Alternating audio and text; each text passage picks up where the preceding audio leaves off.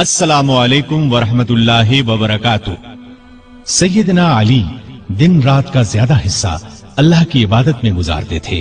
نماز پڑھتے تو اللہ کی ذات کے سوا کسی چیز کا ہوش نہ رہتا۔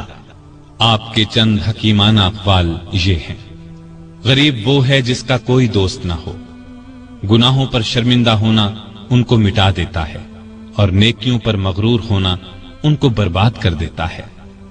علم مال سے بہتر ہے، اس لیے کہ علم تمہاری حفاظت کرتا ہے، جبکہ مال کی حفاظت تمہیں کرنا پڑتی ہے۔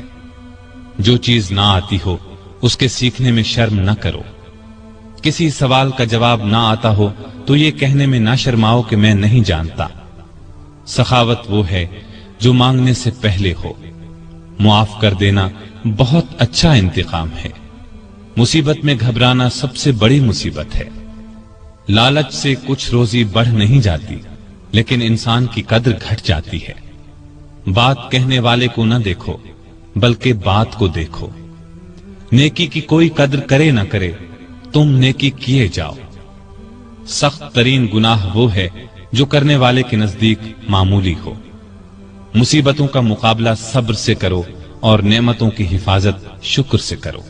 سیدنا علی رضی اللہ عنہ ان 10 صحابہ میں بھی شامل ہیں جنہیں دنیا میں جنتی ہونے کی بشارت دی گئی، یعنی عشرہ مبشرہ میں ہیں۔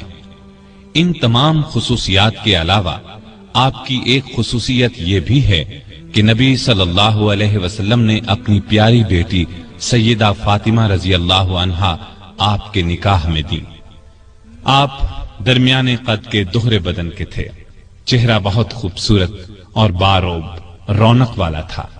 خیبر کی لڑائی کے موقع پر رسول اللہ صلی اللہ علیہ وسلم نے آپ کو دعا دی تھی: اے اللہ، علی سے گرمی سردی کا اثر دور کر دے۔ اس دعا کا یہ اثر تھا کہ آپ ہر موسم میں ہر طرح کا کپڑا پہن لیتے تھے۔ ضرورت کے وقت آپ محنت مزدوری کر لیتے تھے۔ آپ علم کا سمندر تھے۔ آپ کی علمی باتیں بہت مشہور اور حیرت انگیز ہیں۔ ایک عورت سیدنا علی رضی اللہ عنہ کی خدمت میں حاضر ہوئی۔ اس نے شکایت کی کہ میرا بھائی 600 دینار چھوڑ کر فوت ہوا ہے۔ جب یہ رقم وارثوں میں تقسیم کی گئی تو مجھے صرف 1 دینار دیا گیا کہ تمہارے حصے میں 1 ہی دینار آتا ہے۔ آپ رضی اللہ عنہ نے اس کی شکایت پر غور کیا، پھر بولے: شاید تمہارے بھائی نے 1 بیوی، 2 لڑکیاں، 1 ماں، 1 بہن اور 12 بیٹے چھوڑے ہیں۔ عورت نے حیران ہو کر کہا: آپ کا اندازہ بالکل درست ہے۔ اس پر سیدنا علی رضی اللہ عنہ نے فرمایا: تب تمہارے حصے میں 1 ہی دینار آتا ہے۔ صدیق اکبر، فاروق اعظم اور عثمان ذو النورین رضی اللہ عنہم اپنے دور خلافت میں سیدنا علی سے خاص معاملات میں مشورہ کرتے تھے۔ شجاعت سیدنا علی کا خاص وصف تھا۔ اتنے بہادر اور نڈر تھے کہ طاقتور سے طاقتور دشمن کی پرواہ نہیں کرتے تھے۔ تبوک کے علاوہ قریب قریب ہر لڑائی میں وہ شریک رہے۔ انہیں اللہ کا شیر لقب ملا۔ نہتے پر وار نہیں کرتے تھے۔ ایک لڑائی میں اپنے دشمن کو گرا لیا، اسے قتل کرنے لگے تو اس نے ان کے منہ پر تھوک دیا۔ وہ فوراً اس کے سینے سے اتر آئے، اس کی جان بخش دی۔ کسی نے پوچھا: آپ نے اسے کیوں چھوڑ دیا؟ فرمایا: میں تو اس سے اللہ کے لیے لڑ رہا تھا۔ اس نے جو حرکت کی تو اس پر مجھے غصہ آ گیا۔ اب میں اسے قتل کرتا تو گویا اس قتل میں میرا غصہ بھی شامل ہوتا۔ اس کا مطلب یہ ہوتا کہ میں نے اسے اپنی ذات کے لیے قتل کیا ہے۔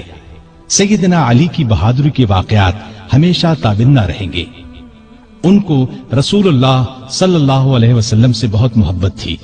رسول اللہ کو بھی سیدنا علی اور آپ کی اولاد سے بہت محبت تھی۔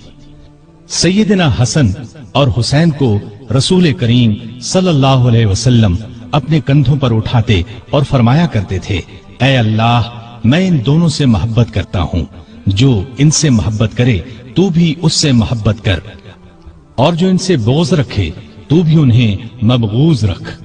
سیدہ فاطمہ سے سیدنا علی کے ہاں 3 بیٹے اور 2 بیٹیاں ہوئیں۔ ان کے نام یہ ہیں: حسن، حسین، محسن، زینب اور ام کلثوم۔ محسن بچپن میں فوت ہوئے۔ سیدہ فاطمہ کی زندگی میں سیدنا علی نے دوسری شادی نہیں کی. ان کی وفات کے بعد کئی شادیاں کی جن سے 11 لڑکے اور 15 لڑکیاں ہوئیں. اس طرح ان کے کل 14 لڑکے اور 17 لڑکیاں ہوئیں. اللہ تعالیٰ ان پر اپنی رحمتیں نازل فرمائے. آمین.